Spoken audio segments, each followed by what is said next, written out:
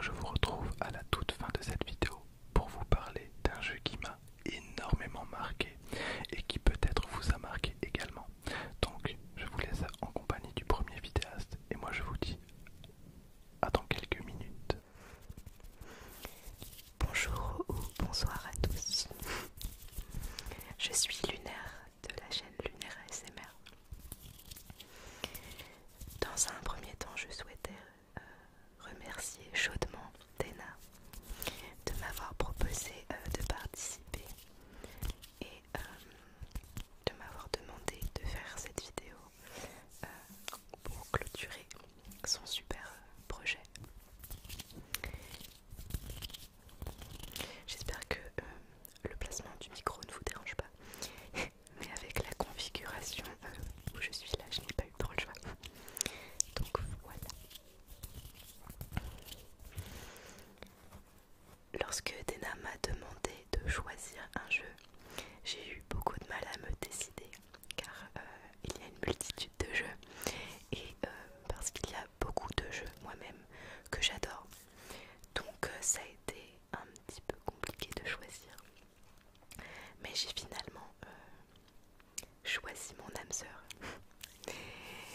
Alors le jeu que j'ai décidé de vous présenter, c'est le jeu Little Nightmares. Donc c'est un jeu qui est bon, un petit peu stressant. Je n'irai pas jusqu'à dire que c'est un jeu d'horreur, mais c'est un jeu un petit peu stressant quand même. Donc je ne pense pas que ce soit tellement en adéquation plus que ça avec l'ASMR, mais d'un certain côté si, et je vous l'expliquerai après. Donc Little Nightmares est un jeu sorti tout d'abord sur PC et PS4 si je ne dis pas de bêtises en 2017. Et puis il a été ensuite il est sorti sur la Switch, disons, à la sortie de la Switch quoi. Donc forcément la qualité graphique est un petit peu moins bien quand même, hein, je vous l'avoue. Mais ça va, ça pourrait être bien. Donc voilà. Alors j'ai découvert ce jeu grâce à PewDiePie parce qu'il avait fait un let's play complet sur ce jeu à l'époque. Donc forcément c'était en anglais. Je crois qu'il n'y avait pas de sous-titres français si je dis pas de bêtises, mais je me débrouillais quand même. Et alors j'ai regardé ce let's play en entier. Ensuite j'ai regardé un autre let's play complet sur ce jeu sur la chaîne du Bazar du Grenier.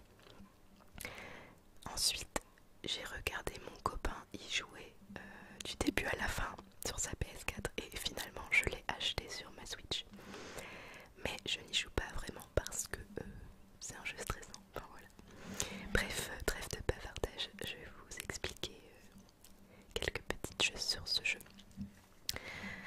Donc dans ce jeu vous incarnez Six qui est une petite fille de très jeune âge qui mesure entre 20 et 30 cm je crois. Donc qui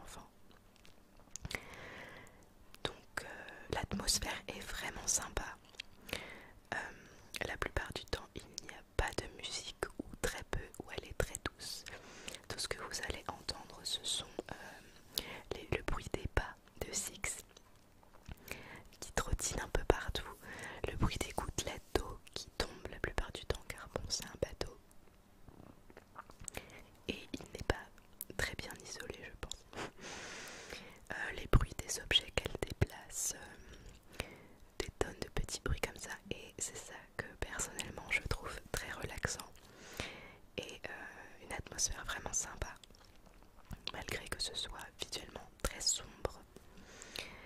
Voilà. Donc il y a un petit côté énigme, car pour progresser de pièce en pièce, il faut réfléchir à comment faire, car bon, Six est minuscule, donc il faut qu'elle trouve des alternatives pour passer d'un coin à un autre pour évoluer. Et donc il y a 3 boss. Le premier est un homme aveugle avec des courtes jambes et de très longs bras. Donc il faut l'éviter, surtout que ces longs bras, en vrai c'est très flippant, peuvent attraper assez facilement. Et quand il vous repère, on entend son reniflement, enfin c'est assez flippant. Le deuxième boss, donc ils sont deux, ce sont des jumeaux, ce sont les cuisiniers qui sont très obèses et vraiment visuellement ils sont tout particulièrement dégueux. Et lorsqu'ils vous repèrent, il y a une musique très stressante et lorsqu'ils vous attrapent, ils vous mangent. Et le dernier boss, il s'agit d'une geisha, donc l'ambiance est vraiment très spéciale et elle chantonne, enfin c'est vraiment différent des 2 autres boss. Donc voilà, j'ai adoré ce jeu, j'en suis tombée amoureuse à la preuve. Et je le recommande vraiment, il est vraiment sympa et l'histoire est cool.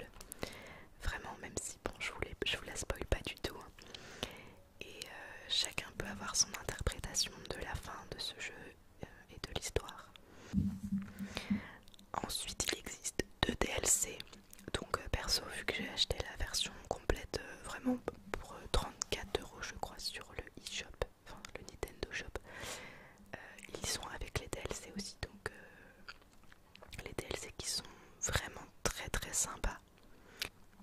Mais concrètement, si on prend le titre de ce jeu, Little Nightmares, donc Petit Cauchemar, ça ramène un petit peu, alors c'est ma propre interprétation, mais ça ramène un petit peu à nos cauchemars d'enfance, avec nos peurs.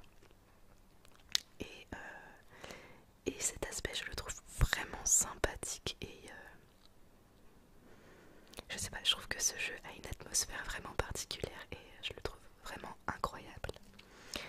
En tout cas, je ne sais pas si j'ai pu bien le présenter et vous l'avoir fait découvrir et peut-être vous avoir donné envie d'y jouer. En tout cas, voilà, j'espère que mon petit passage vous a plu. Donc c'est tout pour moi. Je vous souhaite une bonne continuation à tous et peut-être à bientôt sur ma chaîne. Dena. Coucou.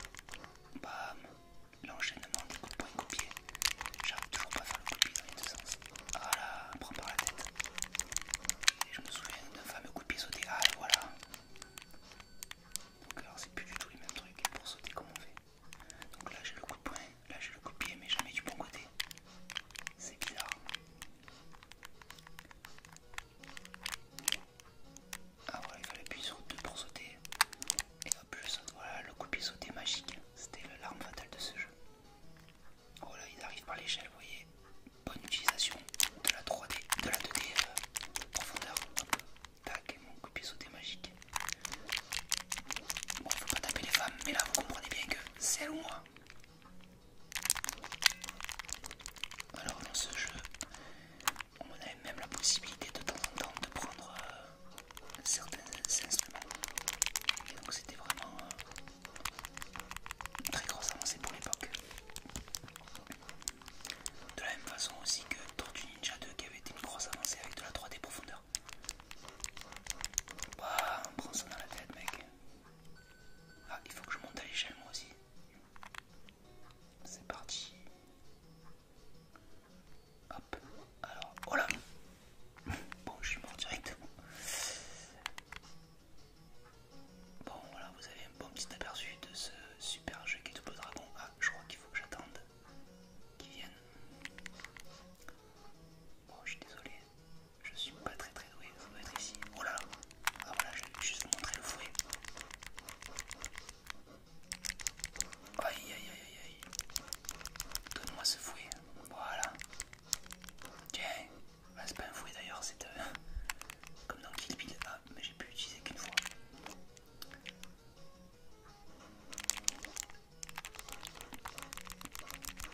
Hop là. Bon. Je crois que je peux prendre aussi ces petits trucs pour les jeter. Voilà, vous voyez, ces espèces d'étoiles de ninja. Je sais pas si vous voyez grand chose parce que c'est vraiment vraiment des graphismes assez grossiers, mais pour l'époque on trouvait ça vraiment excellent. Bon, mais quant à moi, mon temps de présentation est écoulé, donc j'espère que ce jeu t'aura donné envie d'y jouer, et j'espère que tu seras bien meilleur que moi parce que je suis nul.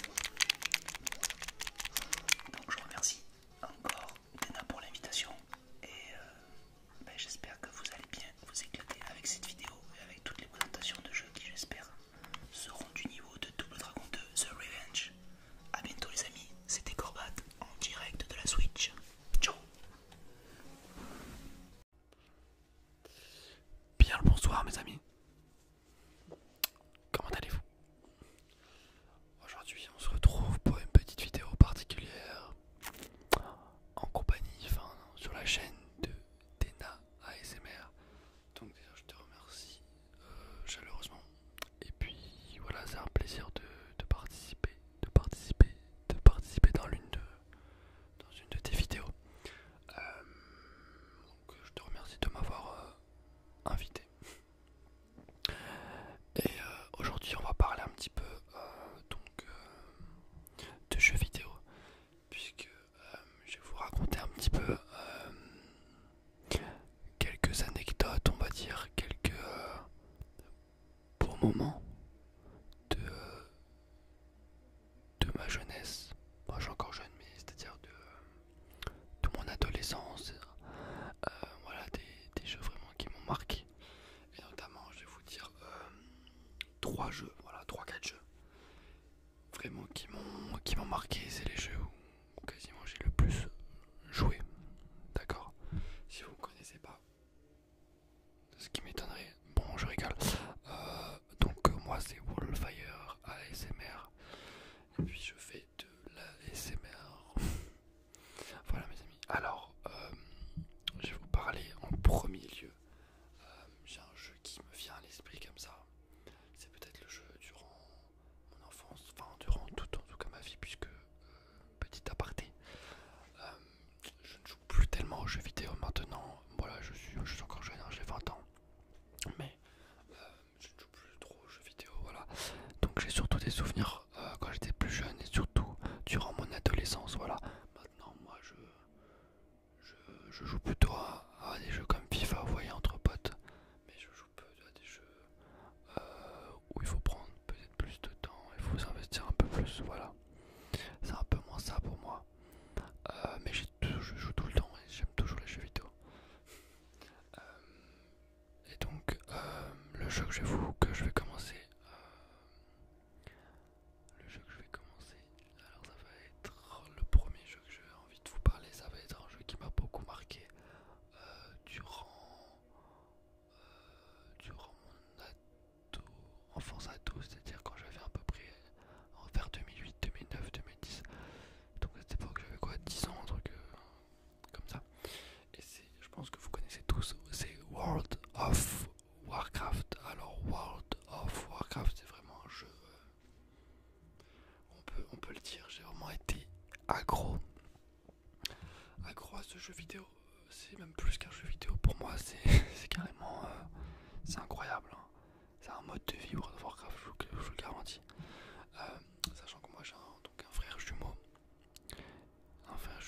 même âge, et donc vous pensez bien que j'ai joué avec lui. Et d'ailleurs, tous les jeux que je vais présenter, c'est des moments qui se sont passés avec mon frère. Et donc c'est pour ça. Et World of Warcraft, je me rappelle qu'en fait, on avait deux bureaux comme ça. On avait deux bureaux, l'un à côté de l'autre. Et un avait un ordinateur, l'autre avait un ordinateur. Et on jouait comme ça. Et on disait, ah, on se retournait, on se disait, ah mais t'as looté ça, mais viens là. C'était énorme. Ça c'était quand j'étais en 6ème. Ça c'était en CM2, 6ème, je me rappelle. Et World of Warcraft, c'est un jeu incroyable, je trouve. Une variété, etc. C'est incroyable, je pense que vous connaissez tous. C'est vraiment énorme. Je me rappelle des donjons, des raids, et voilà, des raids où on pouvait faire. Donc des raids, c'était des sortes de donjons avec plusieurs personnes. Et on pouvait être plus de, je crois, 30 ou 60. C'était énorme.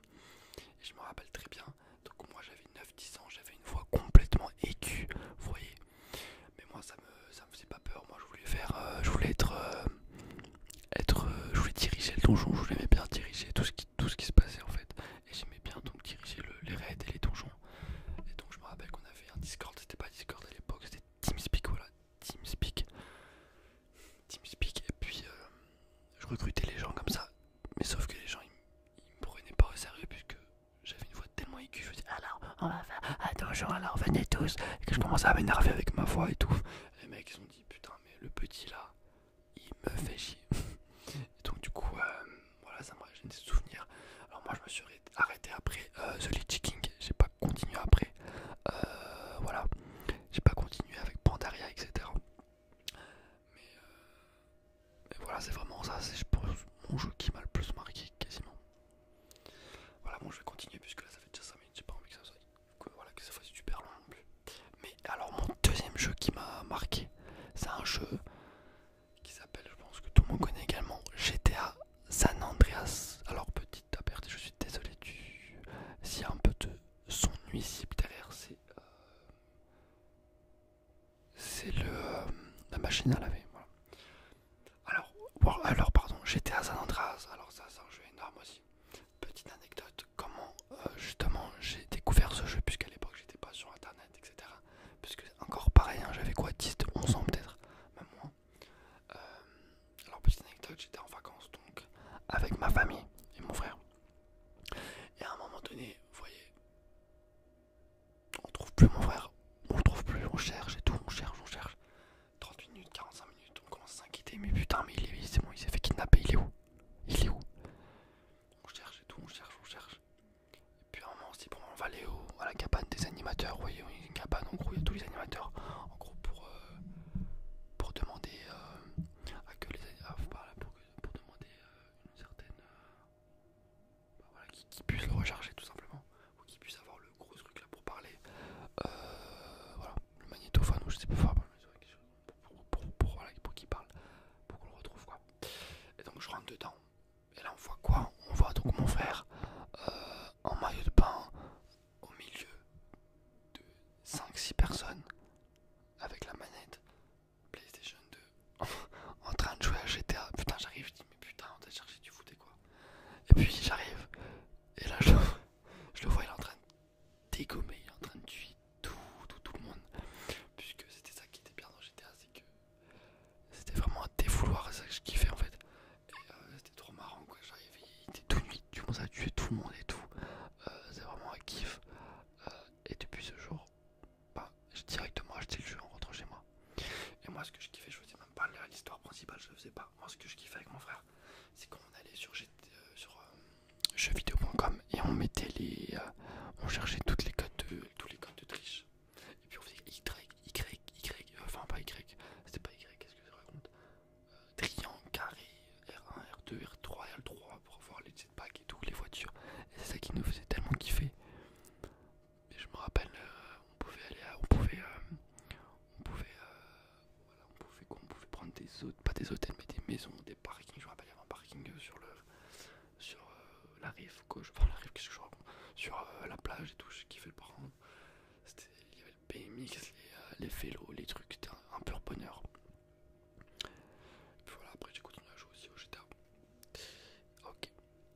troisième jeu qui m'a marqué. Alors bon, je vais peut-être dire 3 ou 4 jeux finalement. Alors un troisième jeu, c'est peut-être le jeu que je continue encore à jouer. C'est le seul jeu que je continue à jouer, c'est FIFA. Bah FIFA en fait, c'est-à-dire que je suis vraiment fan de foot, vraiment. Et donc, forcément, je joue à tous les FIFA, je pense, depuis FIFA et un peu PES aussi. Alors le premier FIFA que j'ai, c'est FIFA 2002. FIFA 2002, c'est le premier FIFA que j'ai sur GameCube, d'accord, où je jouais avec mon frère. Je me rappelle, on pouvait tacler les gardiens, etc. Le 2003, je l'avais pas. Par contre, le 2004, je l'avais sur Xbox, première du nom. 2005, 2006, 2007, 2008, 2009, 2010, 2011, j'ai eu tous les FIFA, 2012, 2013. Après, j'ai aussi eu les PES à partir de 2000. PES 4, PES 5, PES 6, PES 7, PES 8, PES 9, PES 10, PES 10. Après, je me suis arrêté au 10, après la PS3. Je me suis arrêté. Voilà. Ouais, je me suis arrêté au niveau de 2010. Mais FIFA, c'est un jeu. Bah, en fait, quand t'es passionné, quand t'es passionné quelque chose, forcément, bah, tu vois, t'as pas trop le choix, quoi. C'est comme une drogue, quoi. Je le prenais chaque année, voilà, c'était sûr, quoi. Forcément, quand t'es fan d'un truc, tu vois. C'est comme après voilà, FIFA, depuis quelques temps, il se repose. Bah, c'est hier, il se repose sur leur laurier, donc du coup, c'est un peu compliqué, mais bon. Qu'est-ce que vous voulez? Voilà, après FIFA, j'ai pas trop besoin de vous en parler. Moi, j'ai kiffé de faire les modes carrière, jouer en ligne. Enfin, on pouvait pas jouer en ligne à l'époque, pardon. Mais faire les modes carrière, je me rappelle faire les transferts, mettre des joueurs complètement what the fuck dans mes équipes. Jouer avec ma famille, jouer avec mon frère, bien sûr. On faisait des Marseille PSG. Bon, maintenant, Marseille PSG, ça va être compliqué hein, vu au niveau de l'Olympique de Marseille. Mais à l'époque, c'était kiff-kiff, je me rappelle très bien. Voilà pour FIFA. Donc, j'avais envie de vous dire un dernier jeu. C'est. Alors, il y a plusieurs jeux, mais j'avoue que je sais pas tellement quoi vous dire pour un autre jeu, puisque il y a tellement de jeux. Peut-être un League of Legends, j'ai pas mal joué aussi League of Legends, mais bon, c'était en 2011. League of Legends, c'est un bon jeu si je me rappelle. Voilà. C'est les jeux vraiment qui m'ont marqué, on va dire, durant mon adolescence, puis mon enfance, on va dire. Également, mais j'avais tellement de jeux. Tellement de jeux. Je par exemple, PlayStation 2, j'en avais 4, j'en avais 5 PlayStation 2, je vous jure, c'est la vérité. Pourquoi? Parce que j'allais au puce. Avec mon père, j'allais au puce et j'ai acheté PS2 grise, PS2 verte, par exemple, avec PS2 grise, PS2 rose, je crois, il y en avait une. GameCube, tout, j'ai toutes les consoles, il y a même une console là, je sais même pas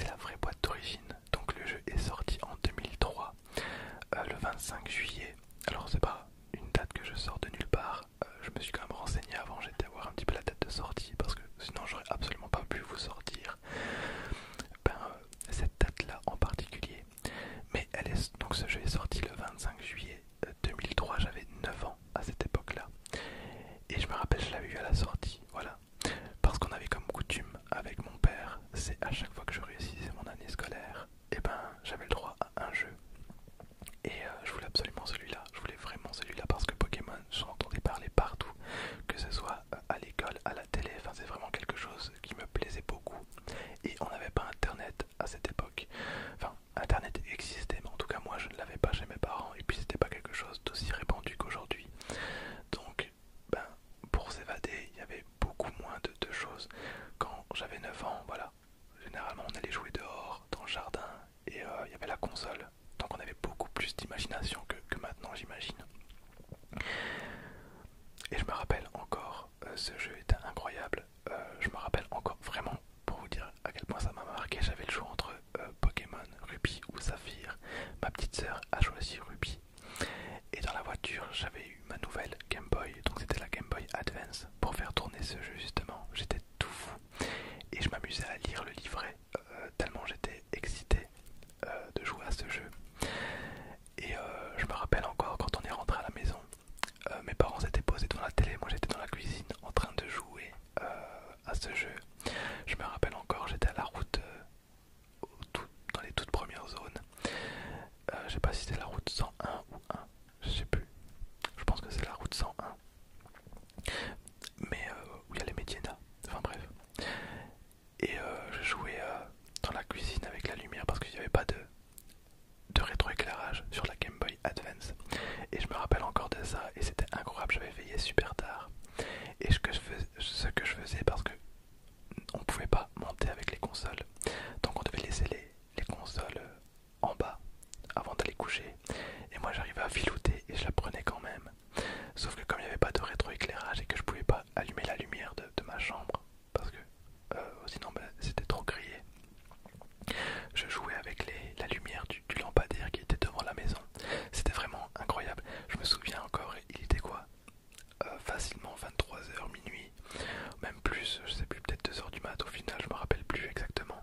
Mais je sais qu'il était très tard, j'avais cours le lendemain et que j'arrivais pas à décrocher. Et je me souviens encore de ce moment. J'étais à Poivre-Sel, donc pour ceux qui connaissent le jeu, à Poivre-Sel, et je suis arrivé sur la plage et je me disais, oh, il faut que j'aille dormir. Et puis j'arrive à Poivre-Sel et il y avait une toute nouvelle zone que je pouvais découvrir, parce que quand tu arrives à Poivre-Sel, c'est une grande zone quand même, où il y a un petit marché, où il y a pas mal de petites choses qui se passent par-ci par-là. Et du coup, j'arrivais pas à décrocher et j'étais vraiment trop content, j'étais emballé.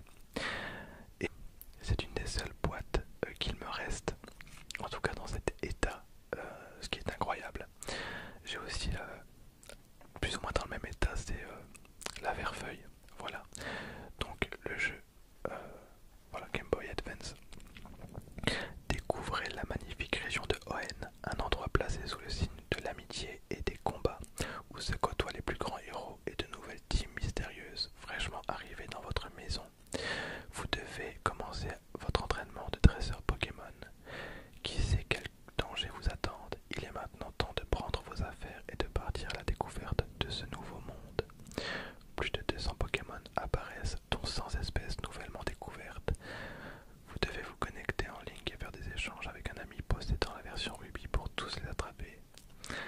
Il existe des différences entre Pokémon Ruby et Pokémon Saphir, telles que la fréquence d'apparition de certains Pokémon. Ce produit ne peut être connecté qu'aux versions Ruby et Saphir. Voilà, et donc je l'ai racheté également sur 3DS. Voilà, donc c'est Pokémon Saphir Alpha.